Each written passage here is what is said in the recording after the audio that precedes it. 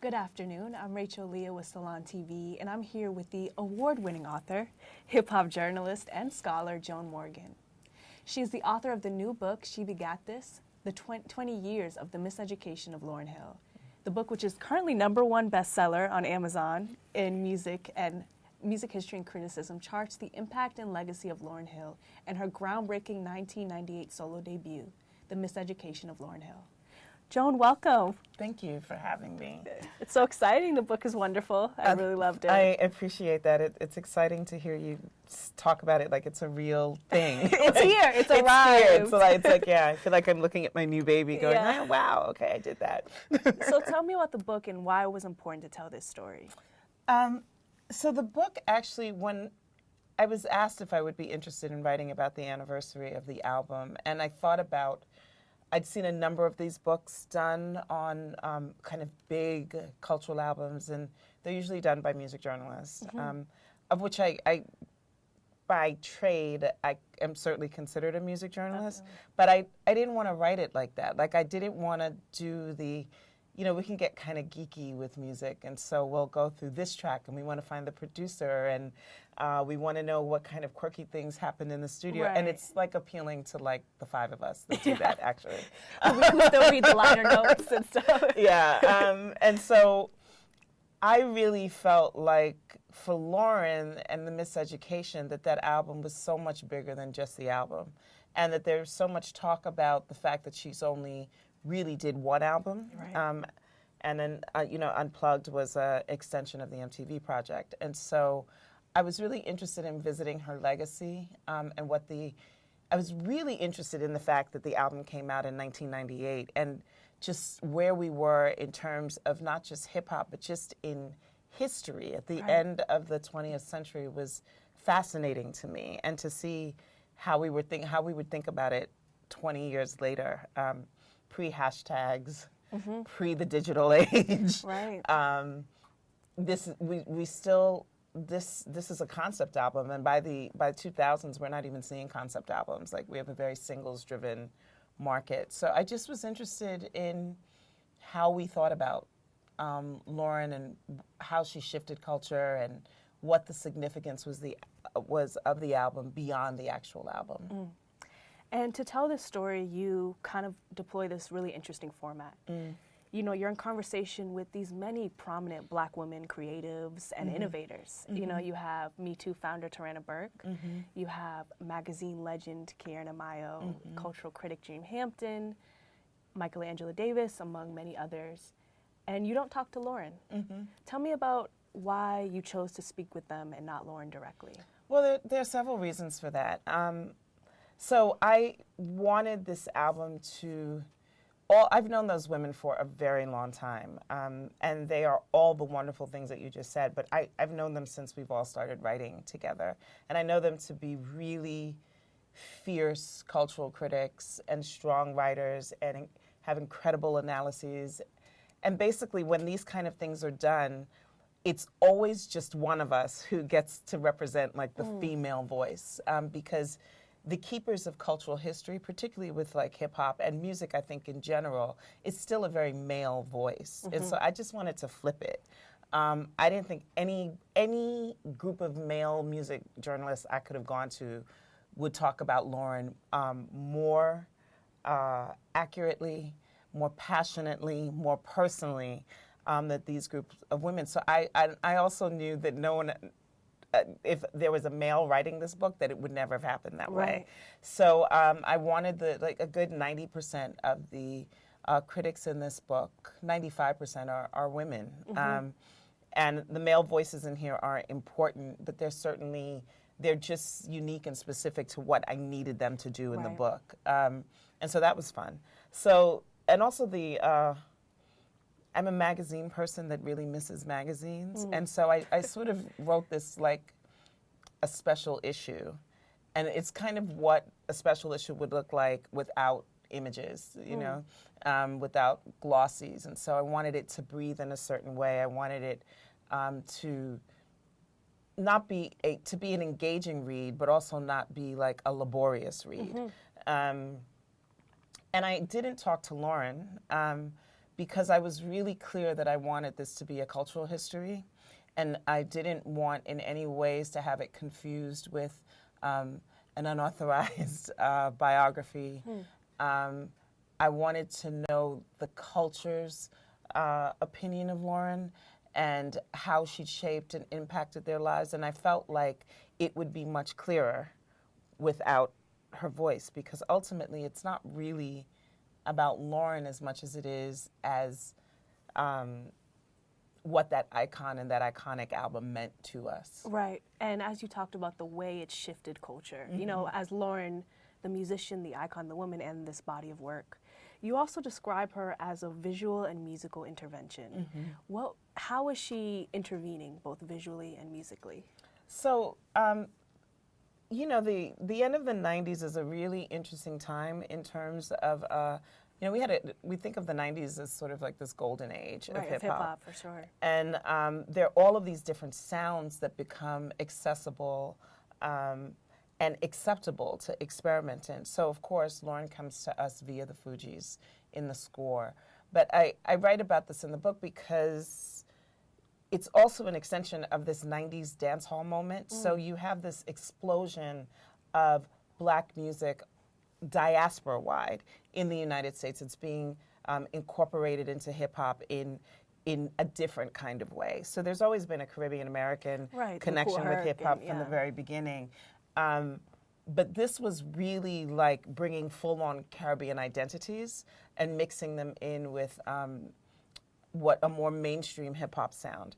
And I think what was amazing about Lauryn is that there are people who still think she's Caribbean, you know? And she's not, but she really composed this, it's standing from the position that the entire breadth of black music, diasporically, was hers to play with and to own. So she kind of positions herself as a global citizen of the diaspora and then makes music accordingly. And I think that's really a function of, you know, it's 30 years after the Hart-Celler Immigration Act, which is when basically Caribbean people West Indianized Brooklyn, you know, and New York. And so you've got two generations of people now who've grown up together. It's possible to go to a party and hear reggae and soul and hip hop all at the same party. I think a lot of people don't realize that that was a new thing, you know, in the 90s. That wasn't happening in the 70s. That wasn't happening in the 80s. I'm Jamaican. If I wanted to hear reggae at a party, I was going to go to a Jamaican party. If I wanted to hear hip-hop, I had to go to a hip-hop party. So it's a really important period and a blending and a seamlessly almost in the culture. So I wanted to really record that because I think that's something that we gloss over. And I don't remember the beginning of the question. Just her visual intervention as well. So I think that for a lot of people, because we are in such a visual era, particularly with, we're in the age of selfies, we're in the age of Instagram, we're in the age of Tumblrs, we're in the age of Pinterest. So much of how we communicate these days is with the visual.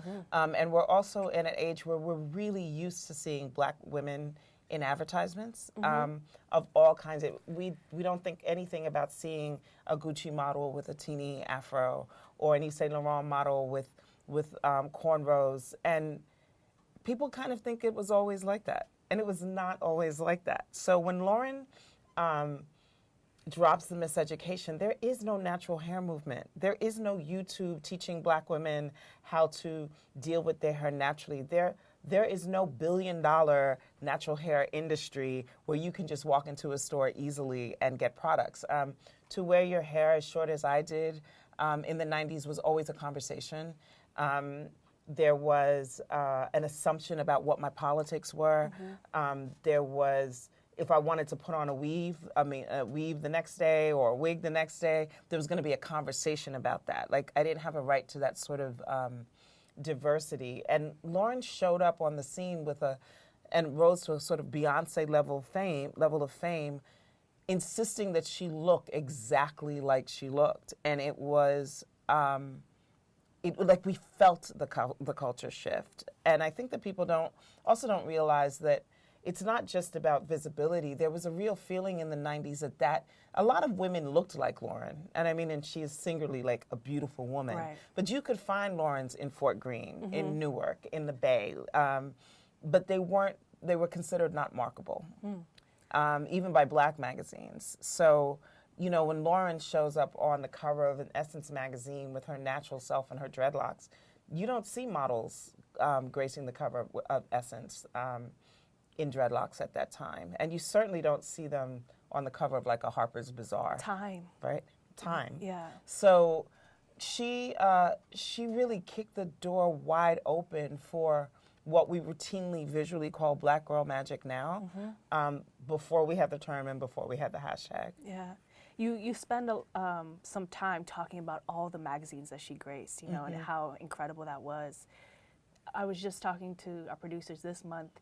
You have, or September, black women covering almost every major issue. Beyonce on Vogue, Tracee Ellis Ross on Elle, Rihanna on British Vogue, Tiffany Haddish on Glamour. Does it give you the same feeling or a different feeling seeing them?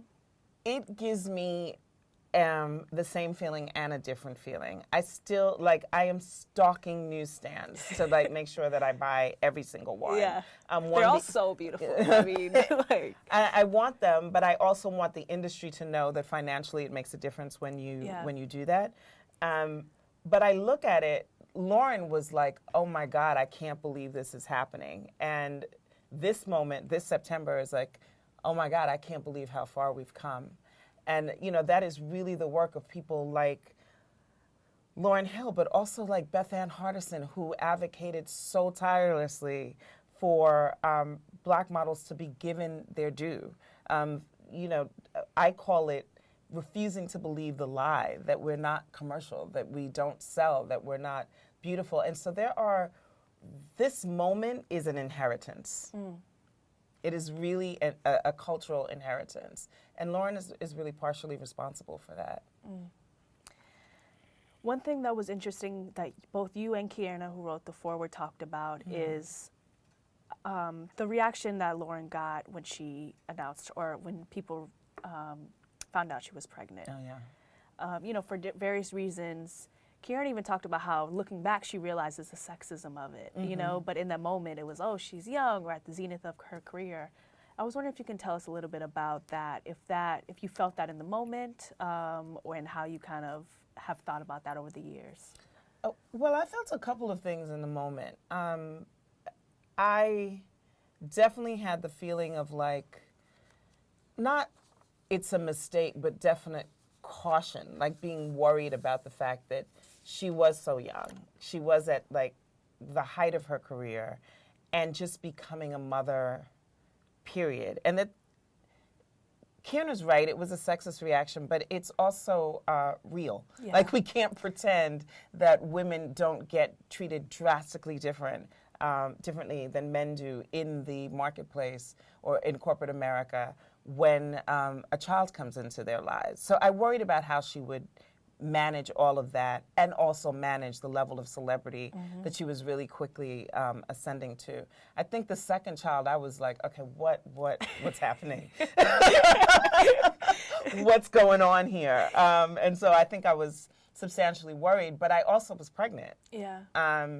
And I had a difficult pregnancy, and it also was not at the most convenient time. I was home writing chicken heads and listening to the Miseducation, and so there was a book tour I couldn't go on because I was on bed rest, and I was worried about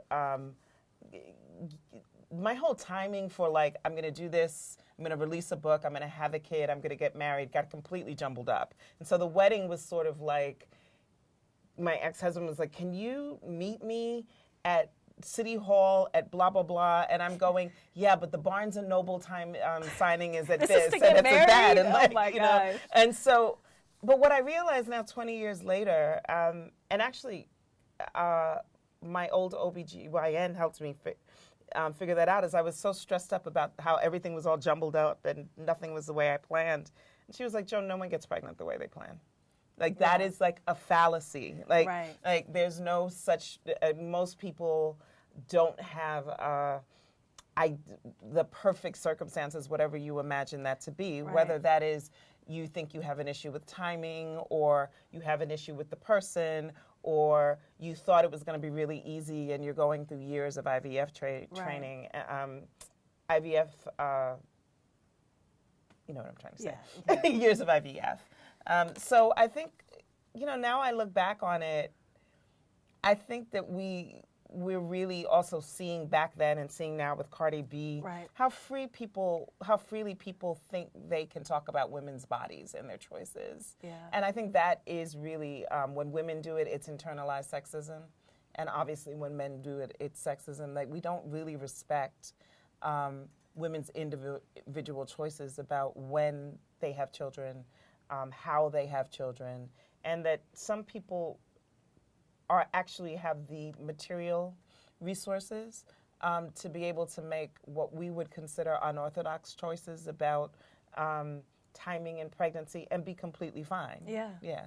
And I love how you talk about how it's almost a form of resistance too. I think you said the decision to do motherhood on one's own terms is a kind of resistance. Yeah. And even talking about Black mothers, the power or not getting the acknowledgement of the strength it takes to choose motherhood in the face of both stigma and what the rest of society considers imperfect circumstances. I thought that was really poignant. So the book begins with a conversation with your goddaughter, and she's not alone, but she's not really interested in Lauryn's message anymore in the kind of the context of respectability politics, which talks about this evolution, as you even said, not necessarily recognizing the inheritance or something. But in the midst of, our current culture of like cancel culture and takedown, which is very prevalent, how do we reconcile empathy? Well, I think there are a couple of ways that we have to reckon with that. One, I think that, I think this generation in many ways is incredible. I look at my son and my son's group of friends and my nieces who, I always love to tell this story about a number of my nieces' mothers are actually either in Chicken Heads or acknowledged in Chicken Heads. It took them years to know that. And that's your first book. Yeah, because it took them years to read it. Like, they were very nervous about me writing my first book on Black women and feminism. They were like, girl, why? Like, Black women just don't do that. Like, write about something else. But their daughters have read it, started reading it at 13, 14, 15, 16, and have grown up with really strong feminist identities. And I think that that's really beautiful, and I think that they have language that we didn't have, but someone had to create that language. Right. And those someones were me and Kierna and Dream and all of those women and Lauryn, who were trying to figure it out. And we were not perfect while we were figuring out. So when you look back at something 20 years later and it doesn't fit in, there are no words like heteronormative or cisgender. Yeah. Gender fluid. Gender fluid. Yeah. You have to remember that those weren't our words. Somebody was home like noticing absences and creating space for things that we take for granted now. And so I'm always a little dismayed when people are really harsh on the way, feminists are very harsh on the way they think younger feminists perform feminism. I couldn't have imagined a Black woman who was a global pop star, call herself a feminist publicly in 1998, 1999. Beyonce did that. Yep. And, not only has she done that, but she has a female band. She has, her shows are so girl power. And she does it from the position of being a feminist. And we still have feminists who feel like, well, she's not performing feminism correctly. Yeah. And I'm like, yeah, she's probably like the young woman that has taken, is on a 200s level feminism course now. But the point is that no one is born a perfect feminist. And people know that, but they forget it. Yeah. It's interesting, too, because you kind of end the book questioning our empathy or our lack of empathy for Lauryn, and charging us to think about the way we dehumanized her by putting her on this musical god pedestal. The way we asked her to save hip-hop and criticized her when she failed to live up to our projected expectations. How should we remember Lauryn, and how should we honor her? I think that one of the ways that you honored her is honoring her humanity by recognizing that a 23-year-old woman came out, was resolutely herself, unapologetically herself, and gave us a space to enter and to grow in. And that sometimes that's enough. So I think that, you know, if you are a person that still wants to see Lauryn perform and you buy a ticket, you are buying it understanding that she might be 45 minutes late. Like, that's not a secret anymore. I think that you stop saying things like waiting for her to save hip-hop, and you remember that she has 6 children and a life, and that she's also been through some things, you know? And you also, in a larger sense, I think you just stop waiting for Black women to save the world. You know, it's not our job. And I think Black women also have to remember that and be kinder to Lauryn and to the rest of us who sort of break through or have even some sort of success, is that maybe it's really just about giving you something from in 1999 that you could hold on 20 years later, and not continuing to do it repeatedly for the next 20 years. Someone else has to take that baton. Thank you, Joan. And the book is out now. People It's can out. get it. Thank you so much for joining us. Thank you really for having me. This was great. Yeah.